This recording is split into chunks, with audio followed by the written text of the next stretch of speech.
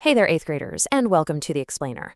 So if you've ever stared at a massive history textbook and just felt totally crushed under the weight of endless dates, names, and paragraphs, well, you're definitely not alone. But today, we're cutting through all that noise. We're going to learn exactly how to sift through those gigantic piles of historical facts to find the true, hidden meaning underneath it all.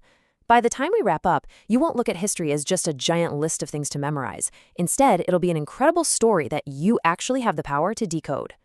Okay, let's dive right into this so you know exactly what to expect today. First up, 2 essential study skills. Second, the art of summarizing.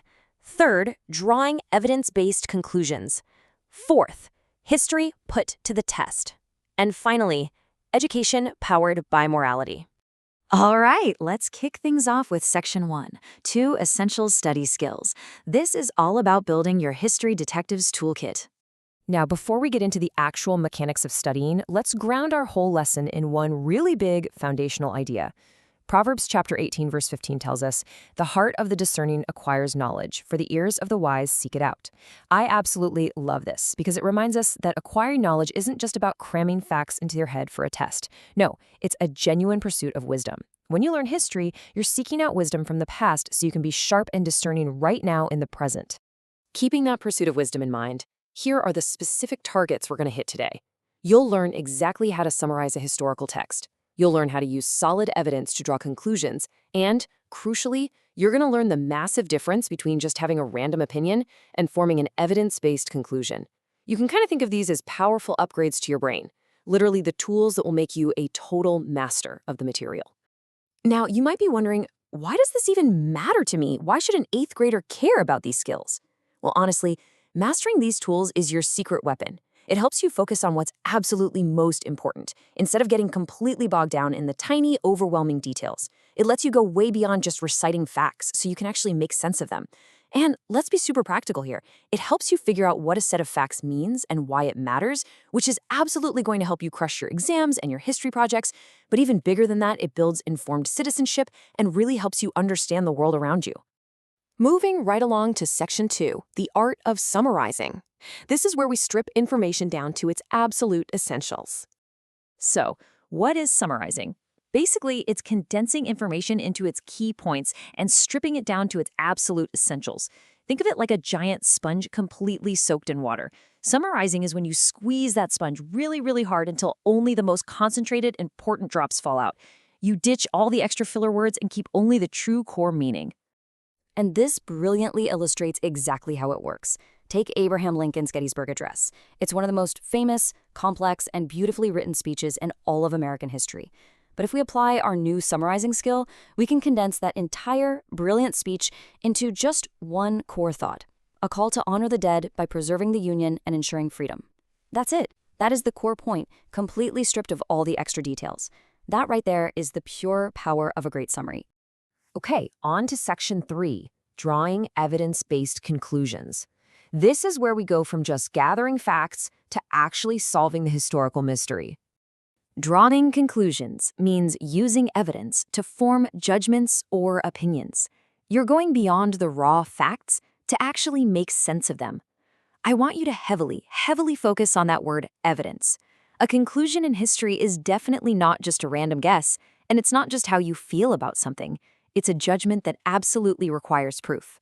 Let's look at a historical example to make this crystal clear. When studying the Industrial Revolution, historians have drawn this specific conclusion. While it brought economic growth, it also created poor working conditions. Now, if you're stepping up as a good history detective, your very first instinct should be to ask, wait a second, how do we know this is actually true? What's the proof?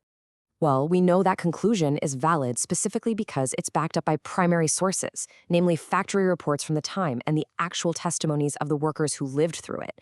That is your evidence. You take the raw facts from those reports and testimonies, and you use them to construct an evidence-based conclusion. Boom. You've just solved the mystery of what the Industrial Revolution was actually like for the real people living it. Let's move to Section 4 and see how this builds. History put to the test. Now we're going to combine both of your new skills. Now, what's really interesting about this comparison is how we can look at the Great Depression using both tools at once. A summary gives us just the essential facts. A severe economic downturn in the 1930s affecting millions. That completely condenses the event into its absolute core. But a conclusion goes a lot deeper. Government programs like the New Deal were created to help recovery. That goes way beyond just the basic facts of the economic crash. It looks at the evidence of government actions and forms a judgment about why those programs even existed. So one tells you what happened, the other helps you understand why. So let's wrap up the key insights here, the actual steps for you to master. Step 1, always strip information down to its absolute essentials to find your summary. Step 2, ensure that every single conclusion you make is fiercely supported by evidence. And step 3, when you use both of these skills together, you stop just blindly memorizing history and you start understanding it on a deeply profound level. All right, 8th graders, it's time for a quick homework check. Let's see what you've got. Can you define summarizing in your own words? How about drawing conclusions? Try summarizing the Gettysburg Address right now in your head. Can you name one conclusion about the Industrial Revolution?